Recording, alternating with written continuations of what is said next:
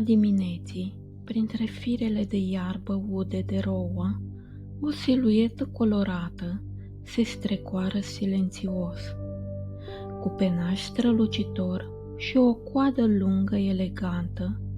Fazanul comun este regele discret al câmpurilor și lungilor, o pasăre adusă de om în Europa, dar care astăzi s-a integrat perfect în peisajul natural, devenind un simbol al frumuseții rustice.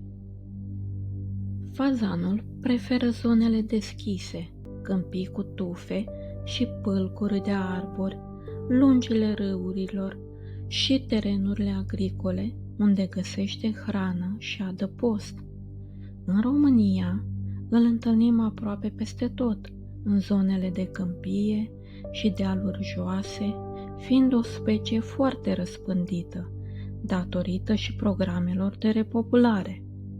Cele mai mari populații se găsesc în câmpia Dunării, Bărăgan, câmpia de vest și delta Dunării. Fazanul este o pasăre de talie mijlocie spre mare, cu lungimea corpului cuprinsă între 60 și 90 de centimetri, din care coada reprezintă mai mult de jumătate. Masculul este spectaculos, cu penaj irizat verde metalizat pe cap, cu guler alb în jurul gâtului, piele roșie aprinsă în jurul ochilor și o coadă lungă, elegantă, cu dungi transversale. Penajul său variază de la bronz auriu la verde, cu reflexe metalice. Femela este mai mică și are un penaj discret maroniu pestriț, perfect adaptat pentru camuflaj. Juvenilii seamănă cu femela, dar sunt mai palizi și mai slabi conturați.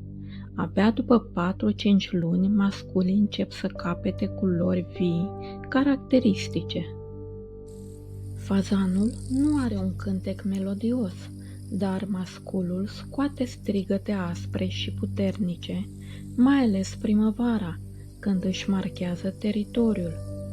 Acestea seamănă cu un cra-cra răsunător, urmat adesea de bătăi zgomotoase de aripi.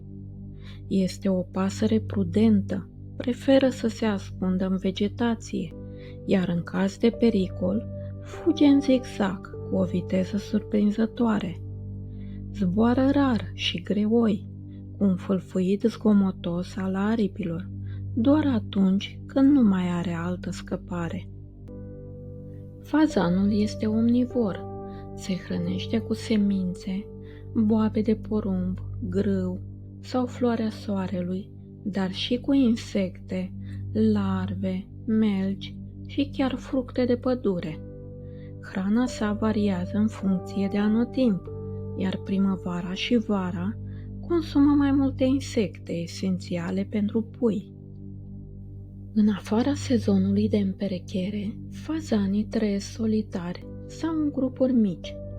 Primăvara, masculul își delimitează teritoriul și adună în jurul său un harem de 3-6 femele. Cuibul este o simplă adâncitură în sol, ascunsă în iarbă sau tufe, unde femela depune între 8 și 15 ouă. Ea clocește singură aproximativ 24 de zile, iar puii sunt nidifugi, adică ies din nou complet acoperiți cu puf și sunt capabili să urmeze mama la câteva ore după eclozare. În sălbăticie, fazanul trăiește în medie 3-4 ani, deși în condiții ideale poate atinge 6-7 ani. Dușmanii săi naturali sunt numeroși: vulpea, dihorul, uliul porumbar, acvilele și chiar câinii hoinari. Ouăle și puii pot fi victime pentru arici, ciori sau șerpi. Totuși, cel mai mare pericol pentru fazan rămâne omul, prin vânătoare și distrugerea habitatului. Fazanul Este o pasăre a contrastelor. Pe cât de spectaculos și colorat este masculul, pe atât de discretă este viața lui de zi cu zi, ascunsă în iarbă și tufe. În România, el a devenit o prezență familiară, parte din peisajul câmpiilor.